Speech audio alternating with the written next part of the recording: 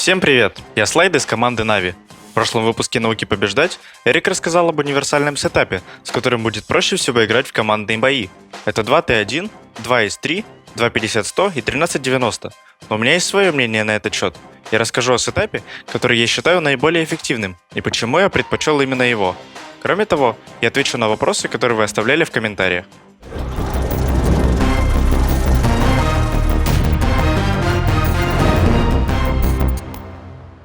Я предлагаю вам попробовать такой сетап.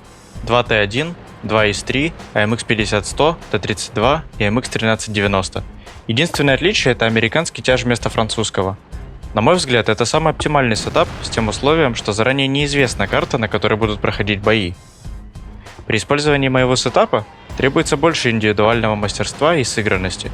Используются совершенно разные танки, и каждый танк должен правильно понимать свою роль и выполнять свои задачи. Проще говоря, выигрывать с таким сетапом будет легче только в том случае, если у вас хорошая команда и все игроки четко представляют, что нужно делать на каждой из карт. Без AMX 1390 невозможно обойтись на полуоткрытых и открытых картах, а их большинство. Этот танк очень важен для разведки. 2С3 – основная ударная мощь. У этих танков наибольший средний урон за выстрел, и они очень хороши в позиционной борьбе. AMX 50-100 позволит вам развивать стремительные атаки на большинстве карт за счет своего барабана. И наконец Т32 отлично себя показывает как в городе, так и на полуоткрытых картах, где нужно играть от башни. Чем же мой сетап лучше, чем тот, что мы предложили в прошлом выпуске передачи? Я уверен, что два AMX 50-100 не могут в полной мере реализовать свой потенциал на большинстве карт. А в позиционной борьбе на полуоткрытых и открытых картах один Т32, заменяющий один AMX 50-100, будет ощутимо полезнее. В первую очередь за счет наличия практически непробиваемой башни и отличных углов склонения орудия. Многие спросят, а почему бы не использовать Першинг, ведь он быстрее и тоже имеет неплохую маску орудия? Отвечу. Во-первых, бронирование башни Першинга ощутимо уступает башне Т32. Область, незащищенная маской, легко пробивается.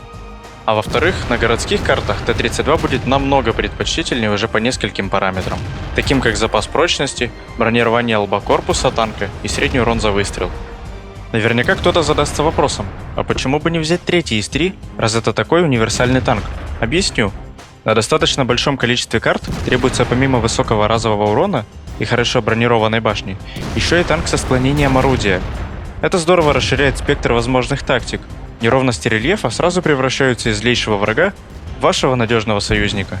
И именно для таких позиций, а их в игре немало, и нужен, пусть и не слишком быстрый, но толстый Т32. Теперь перейдем к вашим вопросам.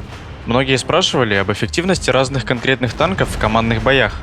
Ответы ищите в предыдущих выпусках передачи. Мы посвятили этой теме целых 6 эпизодов. Уверен, что вы их там найдете. Но на один вопрос я все же отвечу. Слайд, а разве 110 не превосходит ИС-3 по параметрам? У него лучше броня, лучше точность и урон в минуту. И все это за счет чуть более низкого разового урона. Так чем ИС-3 лучше? Многим не дает покоя этот китаец. Я расскажу, почему мы его в наших играх используем очень редко. Танк обладает очень плохой динамикой, что не позволяет свободно перемещаться по карте. Да, благодаря лучшему бронированию лба корпуса, китаец лучше держит удар, но советский тяж берет своей более высокой скоростью и лучшим бронированием башни. Кроме того, ИС-3 может танковать бортами, а 110 нет. А слабый обзор ИСа-3 вполне можно компенсировать оптикой. На каких танках есть смысл поменять огнетушитель на доп. Паёк, колу и так далее? И необходимо ли при этом прокачать пожаротушение? Я использую доп. Паёк на всех танках, на которых хотя бы частично прокачано пожаротушение. А вот массово прокачивать пожаротушение у экипажа имеет смысл только после 4-го перка, ведь остальные перки важнее. Что думаешь насчет замены ИС-3 и Т-32? Меньше огневой мощи, но лучше броня. Может пригодиться на картах типа степей и рудников. Т-32 действительно отличный танк, поэтому я и предлагаю использовать его в своем сетапе. Но, на мой взгляд, заменить на Т-32 нужно AMX 50-100, а не ИС-3, так как двум AMX 50-100 весьма сложно реализовать свой потенциал на большинстве карт. А Т-32 проще это сделать в позиционной перестрелке, играя от башни, при поддержке двух ИС-3. Как думаешь, на какой карте воевать сложнее всего? На мой взгляд, это Химмельсдорф. Здесь очень трудно предсказать расположение вражеских танков. На карте огромное количество самых разнообразных позиций, которые соединены друг с другом достаточно длинными перетяжками. В целом здесь достаточно непросто играть от защиты, Зачастую требуется очень быстро принимать решения как командиру, так и игрокам. Когда имеет смысл разделять силы? Или это в принципе плохая идея? Есть смысл делить силы, когда вы атакуете врагов, которые окопались на базе. Для командного боя вполне стандартный сценарий. Но для этого вы должны быть абсолютно уверены в их расположении и действовать нужно крайне осторожно. Вот очень показательный бой на степях. Противники нигде не светились в первые минуты боя. Как только команда убедилась, что врагов на камнях нет, стало понятно. Все они сидят за железной дорогой или рядом с ней. Исы связывают боем основные силы, но вперед не лезут. На них же смотрят 2 ПТ. Тем временем по первой линии поднимается сотка и за один барабан уничтожает обе ПТ, прежде чем они успели сориентироваться. Да, враги оставили для контроля фланга один тяжелый танк, но как видите, им это помогло не сильно. Пожалуйста, объясни про перемещение и контроль карты в одном или 2 выпусках.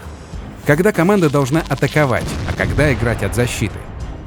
Темы, которые поднимают эти вопросы, мы рассмотрим в ближайших выпусках «Науки побеждать». В частности, следующий эпизод будет посвящен анализу состава вражеской команды и выбору тактики в соответствии с ним.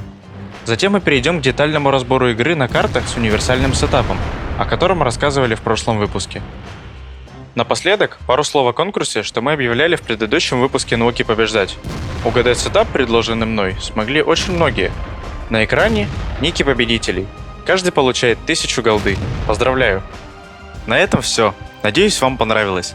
Оставляйте свои мнения в комментариях, с удовольствием почитаю. Подписывайтесь на наш канал и на мой паблик ВКонтакте. Смотрите «Науку побеждать». Всем пока!